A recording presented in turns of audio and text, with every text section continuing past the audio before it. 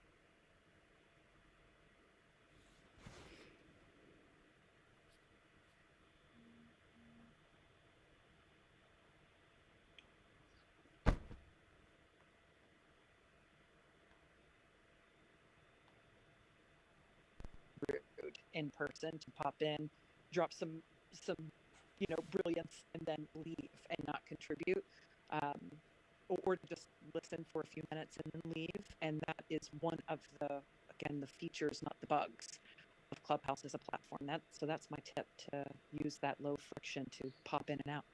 That's a good one. Thank you. That's great. Is it okay if I jump in and ask my question? Yeah, sure. I was going to go back to you. We skipped you. No, that's okay. No, I've just been thinking about, about The Infinite Game, which again is Simon's most recent book, and I love this book. I love the idea of this book, in part because having taught at a business school for a long time, and the first few years of the course that I taught was negotiation. I found how tricky it was to convince people that interactions are not one-offs. You can't just take as much as you can possibly get, and think you've won. And in fact, there's an exercise that we did toward the very end of the course, the negotiation course, which is in their first year, and this exercise is actually called "Win as Much as You Can."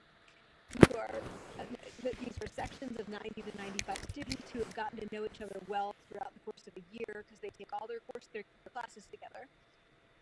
They are assigned to these groups, and they're it's a kind of game theory based. It's a kind of prisoner's dilemma, and they're supposed to win as much as they can individually. Yet at the end, often the person who wins as much as they can, by the way, there's nothing to actually win. All you win is the title of, having won the most in your group of 4 students in the classroom, right? There's no actual anything to win. But that was the main goal for the individual. By the end, the person who's won, people are so mad at them because they've had to defect many times in order to win that much. So they've had to betray the other people in their group to win as much as they can.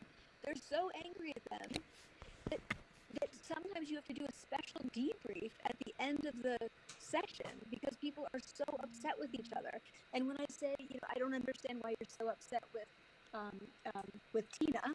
Tina, I'm going to use you for a minute as an example, since we know each other quite well and both teach in business schools. Sure. So say Tina, who I know is an incredibly nice person, say Tina won because she defected the most. She betrayed the most people to get as much as she could in, again, this completely artificial game.